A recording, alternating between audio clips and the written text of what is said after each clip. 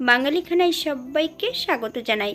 আপনারা তো অনেকভাবে চুই ঝাল দিয়ে মাটন রান্না করেছেন। একবার আমার মতন করে সহজ পদ্ধতিতে আপনিও শিখে নিতে পারবেন ছোট ছোট টিপস সহ।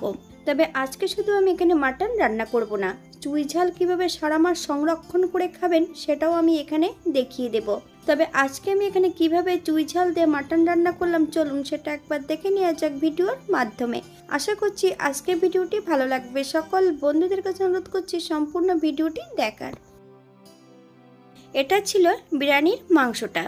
অর্ধেকটা মাংস নিয়েছিলাম বিরিয়ানির জন্য আর অর্ধেকটা মাংস নিয়েছিলাম চুই ঝাল দিয়ে রান্না করার জন্য। এবার মাংসটাকে আমি ম্যারিনেট করে নেব। বেশ কিছুটা টক দই, 1 চামচ লবণ, আপনার স্বাদ অনুসারে লবণটা অ্যাড করবেন, 1/2 চামচ হলুদ গুঁড়ো, 1/2 চামচ কাশ্মীরি লঙ্কার গুঁড়ো,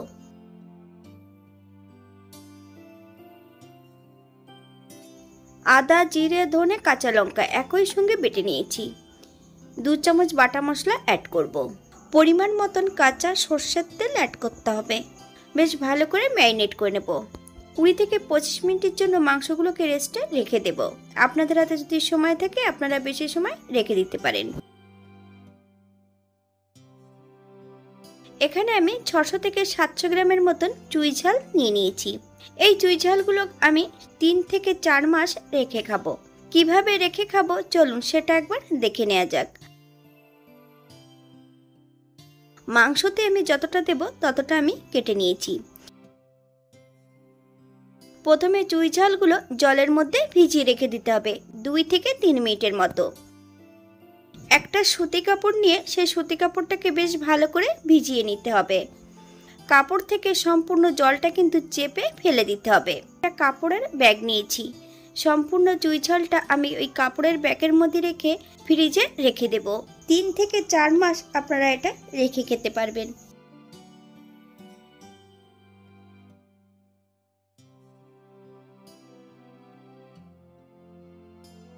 একটা কড়াইতে বেশ কিছুটা সরষের তেল অ্যাড করেছি।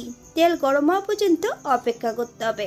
1/2 চামচ লবণ আর 1/2 চামচ হলুদের গুঁড়ো দিয়ে বেশ কিছুটা আলু ভেজে নেব। আপনারা যদি পছন্দ করেন তাহলে পরিমাণে বাড়িয়ে দিতে পারেন। বাঙালি রান্না ঘরোয়া উপকরণ দিয়ে আপনাদের যদি রান্নাগুলো পছন্দ হয় তাহলে চ্যানেলটি সাবস্ক্রাইব করে দিয়ে পাশে থাকবেন। পাশে থাকা বেলটি বাজিয়ে দেবেন, নইলে নিত্য নতুন রান্নার নোটিফিকেশন পাবেন না। আমার এই চ্যানেলে আমিষ নিরামিষ বিভিন্ন ধরনের মাটনের রেসিপি দেওয়া আছে। আপনাদের যদি পছন্দ হয় তাহলে চ্যানেলটি ঘুরে একবার দেখে নেবেন।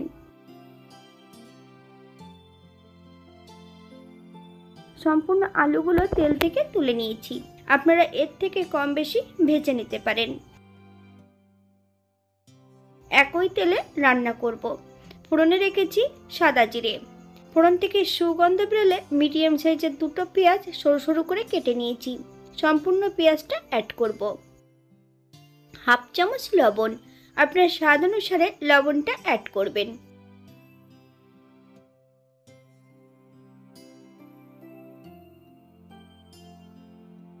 মিডিয়াম সাইজের একটা রসুন 80% বেটে নিয়েছি। সম্পূর্ণ রসুন বাটাটা অ্যাড করব।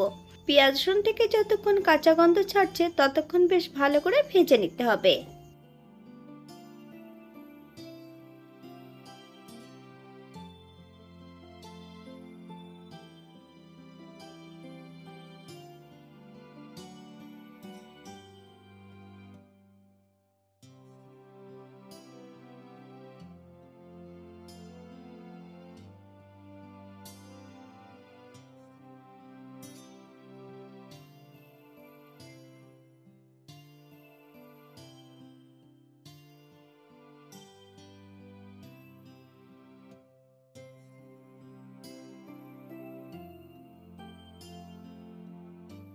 সম্পূর্ণ ম্যারিনেট করা মাংসটা এ পর্যায়ে অ্যাড করে দেব।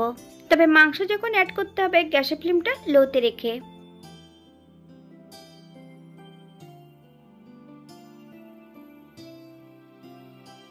বেশ কিছু সময় গ্যাসের ফ্লেমটা লোতে রেখে রান্না করে নেব। যদি গ্যাসের ফ্লেমটা হাইতে রাখা হয় অনেক সময় টক দইটা কেটে যেতে পারে।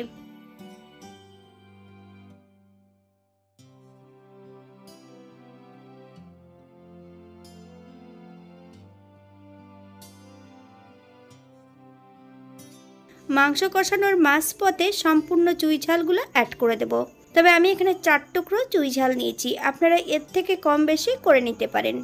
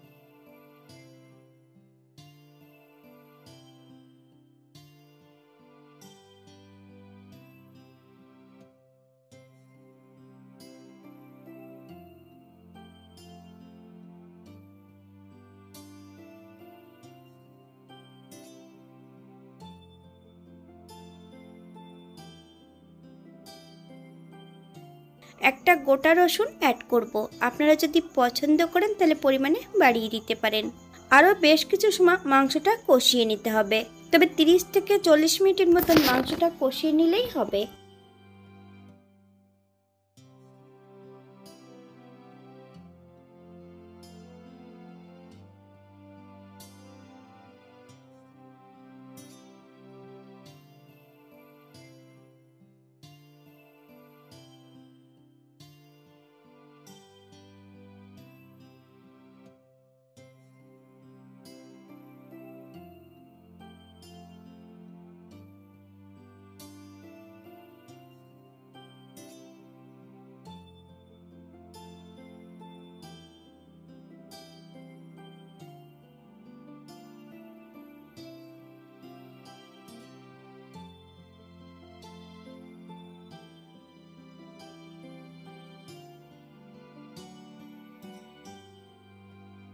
সম্পূর্ণ মাংসগুলো প্রেসার কুকারে অ্যাড করে দেব। 1 কাপ গরম জল, 2টো হুইসেল দিয়ে নেব প্রেসার কুকারে। 10 মিনিটের জন্য প্রেসার কুকারটাকে স্ট্যান্ডিং টাইম দেব।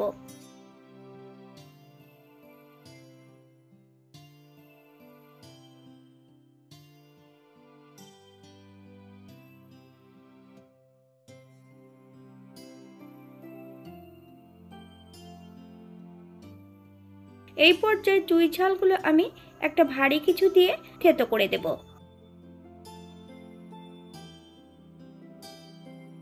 হাই ফ্লেমে 5 থেকে 7 মিনিটের মতন রান্না করে নেব। 1 চামচ গরম মশলা বাটা, আপনারা যদি পছন্দ করেন তাহলে পরিমাণে বাড়িয়ে দিতে পারেন।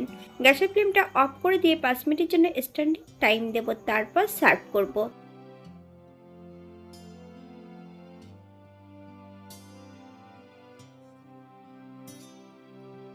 এটা দেখতে যেমন ভারী সুন্দর হয়েছিল, এটা গরম ভাতে, রুটি, পরোটা, লুচি সবকিছুর সঙ্গে অসম্ভব ভালো লাগবে।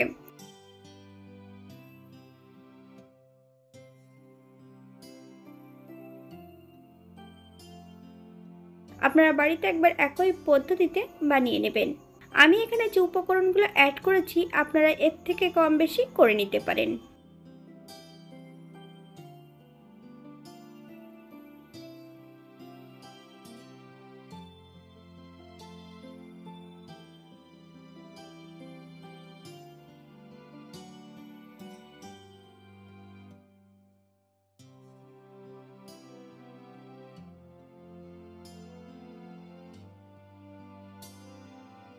আজকের ভিডিওটি এই পর্যন্ত। সবাই সুস্থ থাকবেন, ভালো থাকবেন। অন্যদিন নতুন রেসিপি নিয়ে আপনাদের সামনে আবার আমি হাজির হব। নতুন ও পুরনো সকল বন্ধুদের অসংখ্য ধন্যবাদ ভিডিওটি দেখার জন্য। হাতে যদি সময় থাকে তাহলে একটা লাইক, কমেন্ট, শেয়ার করবেন।